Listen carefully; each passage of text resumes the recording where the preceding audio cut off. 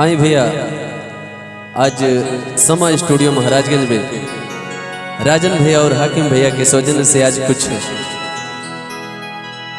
सामाजिक बात पे चर्चा हुई।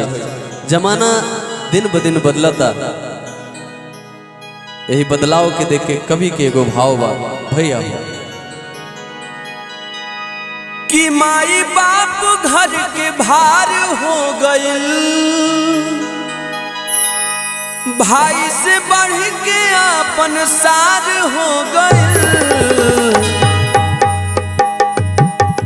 देखा कलयुग के पूत बन के जन्म में कपूत बैकुंठ ससुराल हो गइल।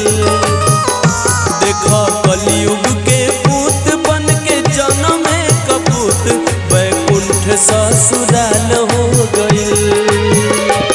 माई बाप घर के भार हो गइल, भाई से बढ़ के अपन सार हो गइल। देखा कलयुग के पूत बन के जन्म में कपूत बैकुंठ ससुराल हो गइल। देखा कलयुग के पूत बन के जन्म में कपूत बैकुंठ ससुराल हो गइल।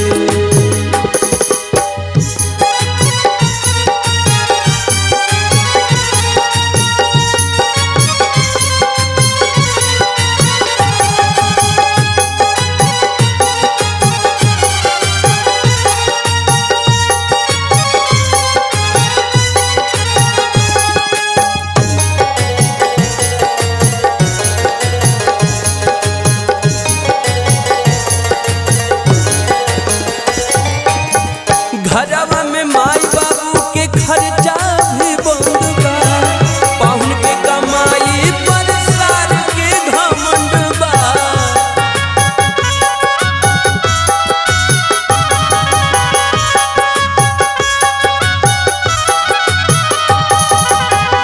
घरवा में माई बाबू के खर्चा भी बंद बा, पाहुन के कमाई पर सार के घमंड बा।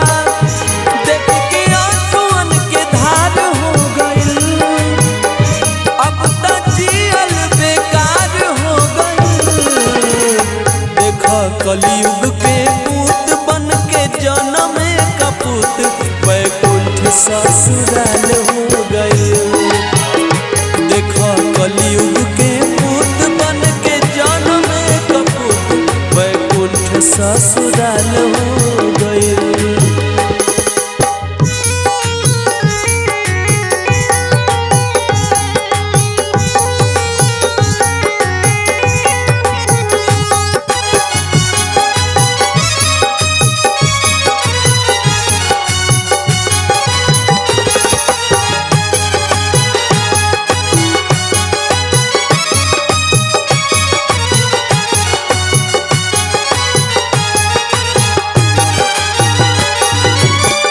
आपन बहिन भइली गर्दन के फांसी, देख ससुरारी में साली भइली खासी।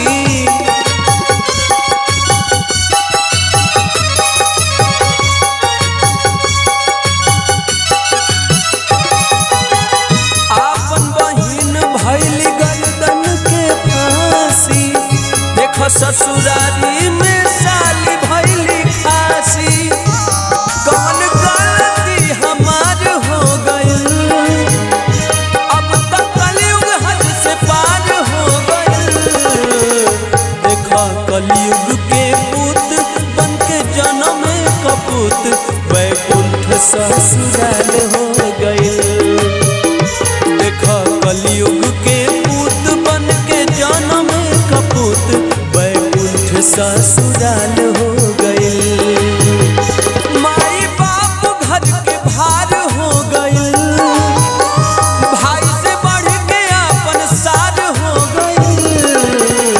देखा कलयुग के पूत बन के जन्म में कपूत बैकुंठ ससुराल हो